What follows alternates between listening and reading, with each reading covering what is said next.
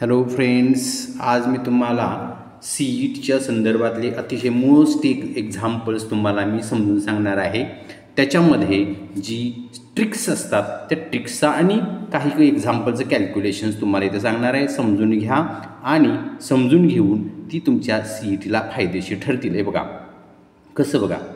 If y equal to tan inverse of under root 1 plus a square x square minus 1 divided by x find करायचं आहे तुम्हाला. आता इथं example बघितल्या पहिल्यांदा लक्षात आलं पाहिजे की इथं टॅन इनवर्स आहे, याचा अर्थ आतमध्ये सुद्धा टॅन आला पाहिजे आणि तो टॅन येण्यासाठी इथं काहीतरी सबस्टिट्यूट करायला पाहिजे. तो टॅनच सबस्टिट्यूट करायचा आणि तो ax x² आहे, तिथे मी axच्या ठिकाणी टॅन थिटा सबस्टिट्यूट करतो. इकडे बघा, y equal to tan inverse of under root 1 plus tan square. हे बघा इथं टॅन स्क्वेअर काय केला तर a² x² होतं, तिथं ax ब्रॅकेट स्क्वेअर केला, त्यामुळे तो काय झाला tan square theta -1 divided by tan theta. Tan theta का तर इथं axच्या ठिकाणी टॅन थिटा.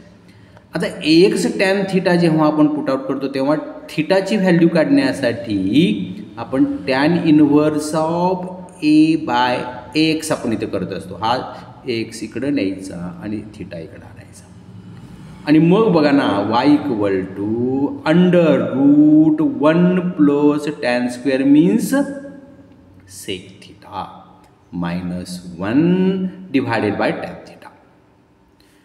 देअरफोर आता इथं मी काय केलं बघा, तर tan sec theta means 1/cos -1 tan theta means sine by cos.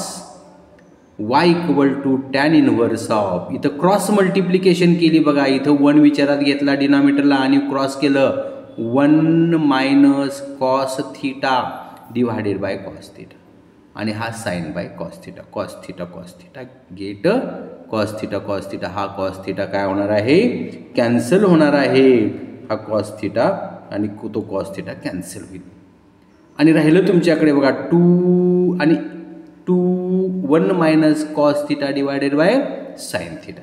आणि मग 1 - cos थिटा म्हणजेच 2 sin square theta by 2. Sine theta means 2 sin theta by 2 cos theta by 2. 2 get cancel, 1 sin get cancel. जर sine theta by 2 sign आणि इथं sine theta point राहिला, इथं cos theta by 2 राहिला, तो टॅन थिटा बाय 2 तुमच्याकडे शिल्लक राहिला. तो टॅन कॅन्सल झाला, तुम्हाला थिटा बाय 2 राहिला आणि थिटा बाय 2ची थिटाची व्हॅल्यू आपण इथं वर तयार केलेली आहे. Theta means tan inverse of ax इथं ठेवली आणि मग त्याचं डिफरन्सिएशन घ्यायचं आहे आपल्याला. या ठिकाणी तिथं डिफरन्सिएशन करणार आहे.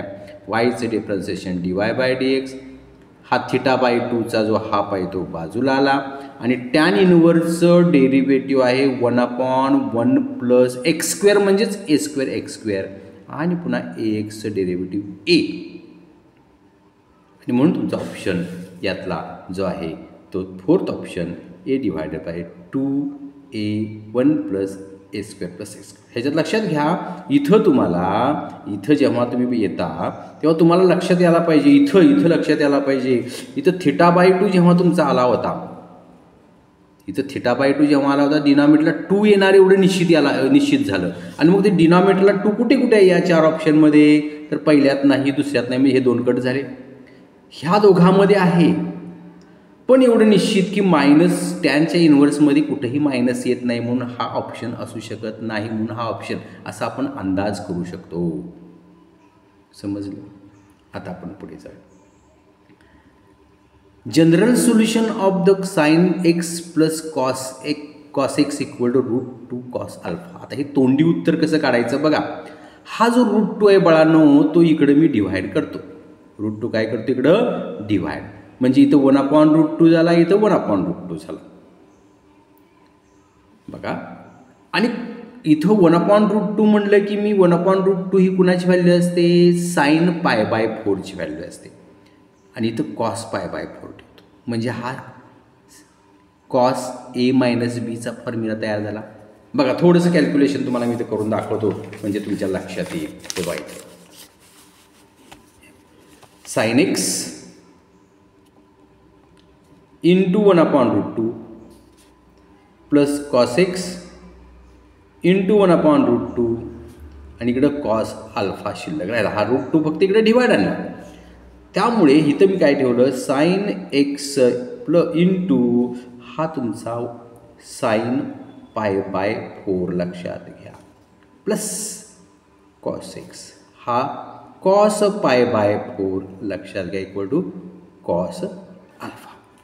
हा फॉर्म्युला जो sine A sine B minus cos A cos B इथं प्लस असेल तर मायनसचा फॉर्म्युला असतो तो कॉस एक्स मायनस π/4चा हा फॉर्म्युला आहे बळानो आणि इक्वल टू कॉस अल्फा. लक्षात घ्या कॉसचाच फॉर्म्युला का तयार करायचा तर जनरल सोल्युशन कॉस कॉस असतो आणि मग जनरल सोल्युशनचा फॉर्म्युला आहे आपल्याकडे theta equal to 2n plus or minus alpha. आता तुम्हाला समजा हा फॉर्म्युला जर पाठ नसेल तर काय करायचं इकडे बघा इथं ऑप्शनमध्ये बघा 2n plus alpha 2n plus alpha 2n plus alpha दिलेलंच आहे त्यामुळे जास्त विचार करायचा नाही. आता प्रश्न निर्माण होतो काय की हा जो काय इथं जो आहे तो π/3 आहे इथं π/6 आहे इथं π/4 आहे इथं π/4. लक्षात ठेवा इथं आपल्याकडे आले π/4 याचा अर्थ हा ऑप्शन नसणार हा ऑप्शन नसणार राहिला ऑप्शन π/4 तो प्लस का मायनस हे उत्तर असणार आहे.